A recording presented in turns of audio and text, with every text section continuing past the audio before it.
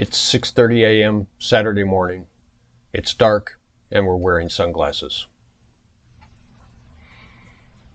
Hit it.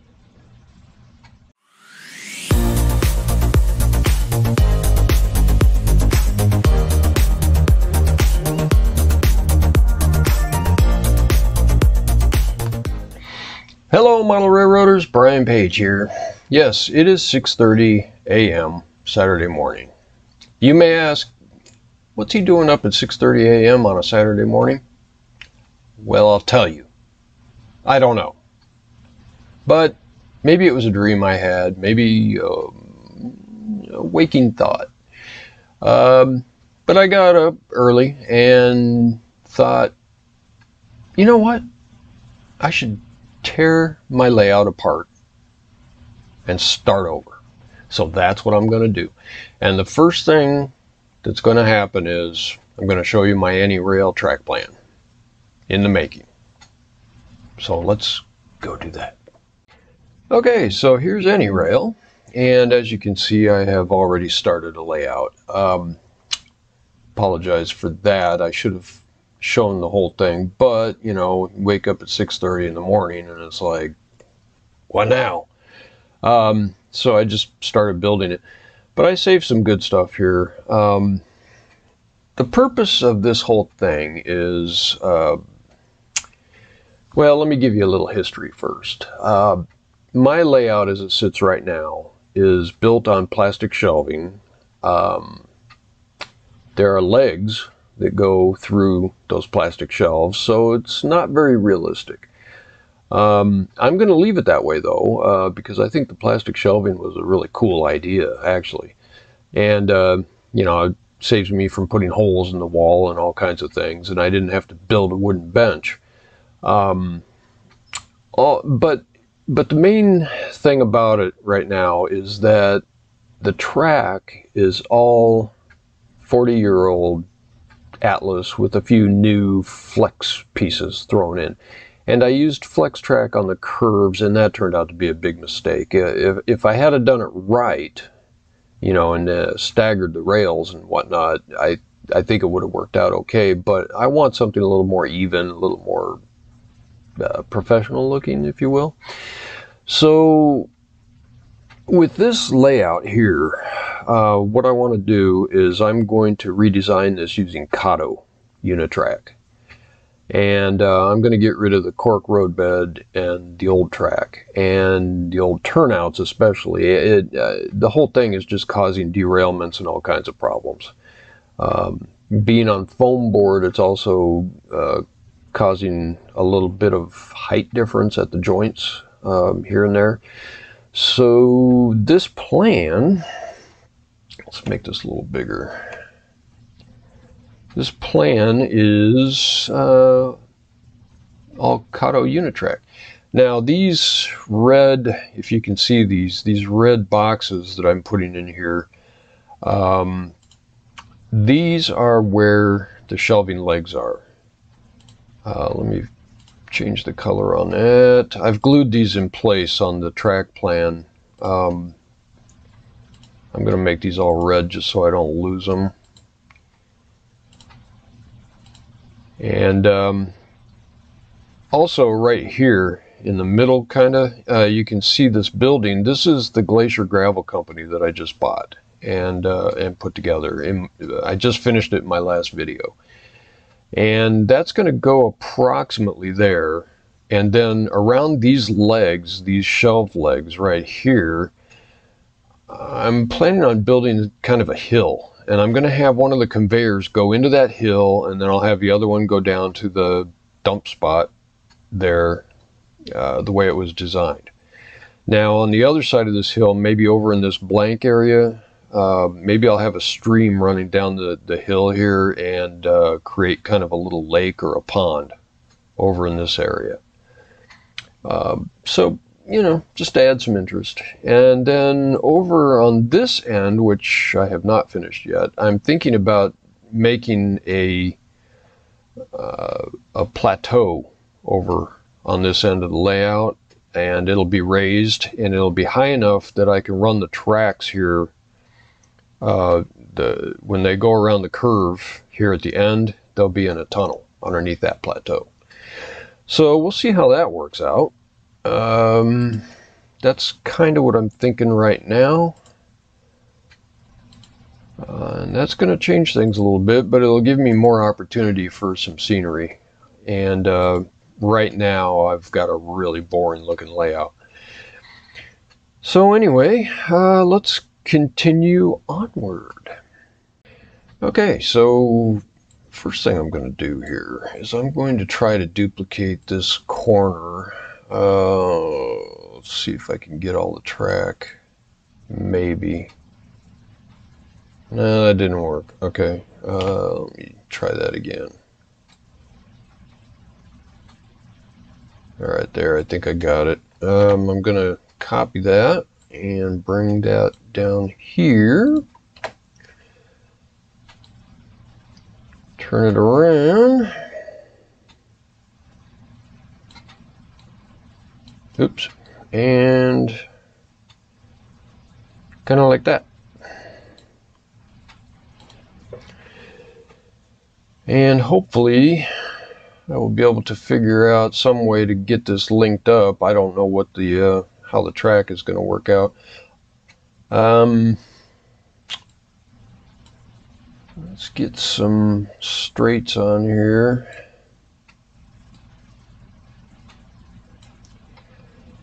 And I think at this point I'm going to find me a turnout. Let's see, which one's it going to be? This one, I think. No, that's not the right one. 2020. Let's use that. Alright. And I'm going to branch off here and I'm going to make a yard, a small yard, just to park some cars and locomotives on once in a while. Again, just kind of to add some interest to it and make it a little more fun, I guess. Let's see, what do we want here? Yeah, I'm going to have to come up with something here. This one I think will go right through. I'm going to be off on my sizes here. I've got a couple of spots. Oopsie, don't move that. Control Z that. Ended up with a paste job right in the middle of everything. I've got a couple of spots. There's one right here, and there's going to be one up here somewhere where I have to compensate for the turnouts. And I think I'm going to have to use some extendable pieces of Kato for that. Because I don't think it's going to fit any other way just due to the size of my layout. By the way, this whole thing is, let me make that small again. This whole thing is 118 inches long and it's 36 inches wide. So yeah, I kind of have to fudge around a little bit with the track sections just to make everything fit right. But we'll get it. We'll get it. Up that size again, and I need some coffee, so be right back. All right, next up I'm going to copy this and put one over here. So I've got crossovers so that I can move in between the inner and the outer loops.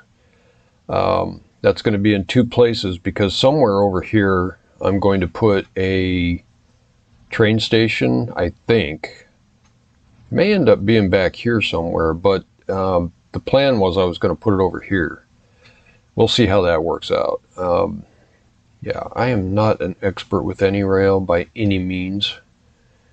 Yeah, and by the way, these items right here, these single double track single crossovers, These things are $50 from Cotto, or the retailers, and I've got 4 of them here. I may be pricing myself out of a layout, but we'll see. Okay, let's get another straight piece in here. I think I'm not matching up quite right. All right, there we go. All right, and then I think I need a 4 7/8. Copy that. Put that over here, and I believe that's pretty darn close to another. Yeah, there we go. So according to the track plan here, it matches up. Now up here in the top, I'm not sure how that's going to work out, but we'll see. Can I fit another one in there? I think maybe so. Yeah, how about that? So now I've got that, and let's put another straight piece here. I'm not sure what this gap is going to turn out to be, but I think I'm going to have to, let's see, will this work? It might. Hey, how about that? Look at that. Okay, so let me reduce this a little, and we have a complete loop. So that's the main part. Now, what I want to do is get this yard figured out. So let me do some thinking here. And we'll see where to go from here. I think what I'm going to do, this is the overall. Let me, where is my parts? Let's get the part numbers off there so you can see the track. I've got a section of this glued down, so now I can't accidentally move the layout around. Thank goodness. Because I will, you know. I'm going to put a 240 right here. Whoops. Let's get it on there. Let's make that bigger. And then I'm going to go get me some turnouts. And I think we will use the 220 again, or the 221. All right. And another 221. And maybe another 221. Oh boy, the grocery bill is just piling up here.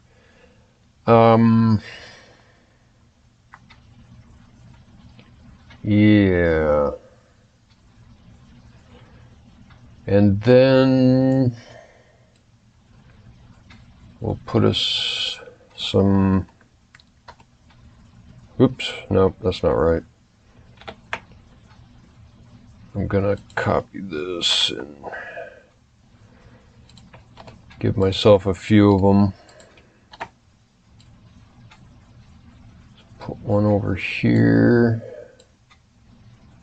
Put one over here. I may go up another level. That's a lot of turnouts, but gotta do what we gotta do. I need some parking space.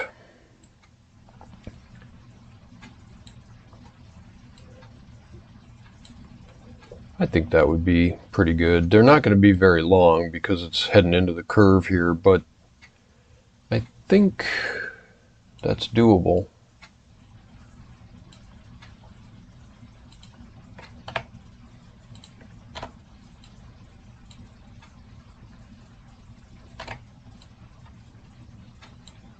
And that, yeah, I think that might do the trick. And then maybe I will just put one off up here into nowhere.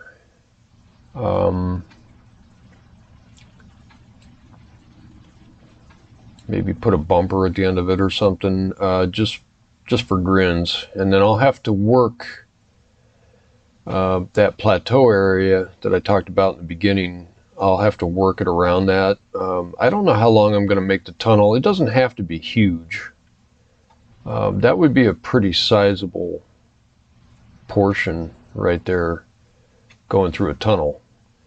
So yeah, let's leave it at that for the moment. So basically what I've ended up with is that. I'll extend those, I'll extend the yard, try to make it a little more even. But it'll give me a little parking spot for some cars, and I think that'll work out. Okay, just a few notes here at the end about the layout. First of all, let me make this bigger. Just a few things I wanted to tell you about. Over here, these curved pieces are double track pieces, and they are super elevated. So these sections right here, there and there, whoops, I didn't get it, and there, are what they call super elevation transition pieces. And these, what it does is the super elevated pieces are here. These transition from the super elevation down to the flat track, and from here on over will all be flat track. So that's one thing I wanted to tell you. Then another thing is right here, let's make this a little bigger. I do have a separation right in this area here, and that was due to you know, getting the track spaced properly to go through the gravel company. And so what I'm planning to do is use an expansion piece over here to make up this gap.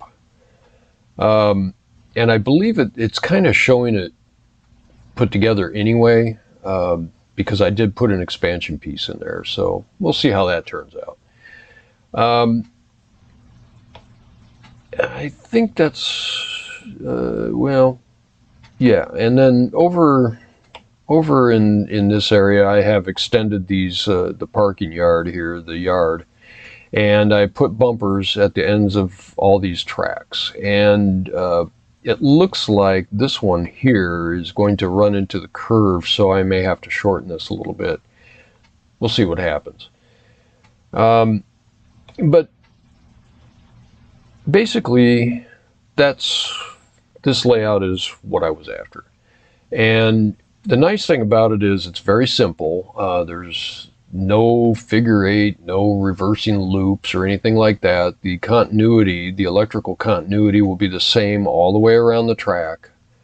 So I don't have to worry about crossing something over wrong and shorten it out. And basically, I mean, the way that it's sitting here right now, it's not totally unlike the layout that I have right now. So my bus wires underneath the layout will work for this. I mean, it's going to be very easy to hook up the feeders to the bus wires. I may have to add a couple in just for the yard over here, but you know, no big deal. It's already all in place. What was the other thing I was going to say? Oh, right here. Now, I mentioned before, I may put a train station in over here in this area. This spot right here, I'm kind of giving some thought to putting a road crossing right here, a railroad crossing. And I have to think about that one because the Caddo railroad crossing is extremely expensive. And also, I'm only 3 inches away from the front of the layout here. So I'm not sure if that's going to work out very well.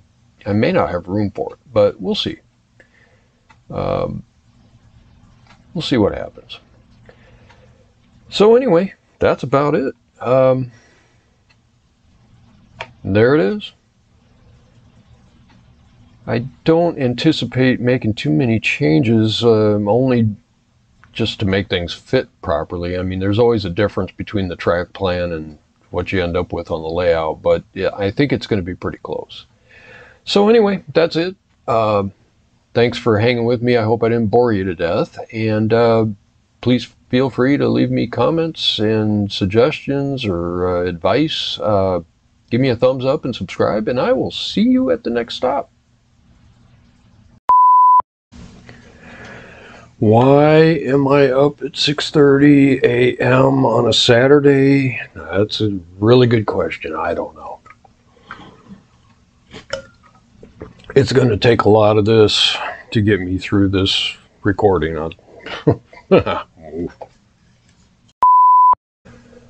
What size track goes in that spot? Why is it that when you're looking at Kato Unitrack, half of the pieces are measured in inches and half of them are in metric? I don't know what to do. Holy smokes, my first experience with OBS. Look at this thing. What the heck is it doing? Does anybody know how to use OBS?